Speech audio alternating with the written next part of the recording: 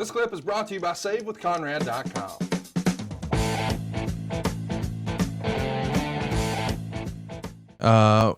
Jeff wants to know, were there any big name celebrities over the years you guys really wanted to do business with, but they either weren't interested or you couldn't because of scheduling conflicts? And if so, what were some of the ideas for them?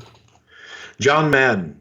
John Madden was, the Moby Dick, man. He was the big whale that we couldn't just land. And John doesn't fly. So anywhere that John went, John would have to go by bus. And inevitably, whenever we would have WrestleMania, we would always contact John and say, hey, we're a year out. Here's where we're going to be. Are you going to be anywhere near there that you could get there by bus?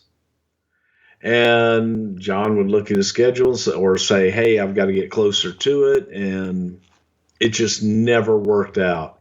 John did some things with us remotely, and we would go to him. We had Bobby Heenan that he put as a manager of his All Madden team, the first manager ever put on the All Madden team. I became friendly with John. He was a great guy, but it just never worked out. He was the one that we always wanted to do color commentary, bring in for a WrestleMania and have Madden do commentary on a WrestleMania. And unfortunately, never worked out. Now, there was also the time that Ed Cohen called Al Pacino's office and his people and asked how much it would take for Al Pacino to appear at WrestleMania. And the agent or whoever said, well, how much are we talking here? And Ed, having no idea, just was like, well, let's say $10,000. Oh, God. And he says, well, Al Pacino doesn't walk across the street for $10,000. He says, well, how much does it take to get Al Pacino to walk across the street? And then the agent hung up on him. That was hilarious. That is a great line. But yeah.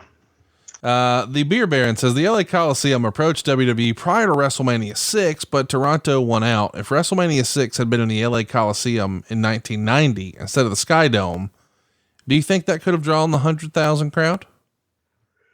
Possibly, yeah. I think that, and we're talking with the same attraction of Hulk versus Warrior. I think that you probably would have had a better chance of doing that in the Coliseum the year before with that attraction. Hey, it's Conrad Thompson. Thanks for checking out the podcast here on YouTube. Be sure to hit the subscribe button and the notifications bell so you get a notice anytime we upload some new content. And go save yourself some money right now. If you're in a 30-year loan or you have credit card debt, it's not a matter of if I can save you money. It's a matter of how much. Find out right now for free at SaveWithConrad.com.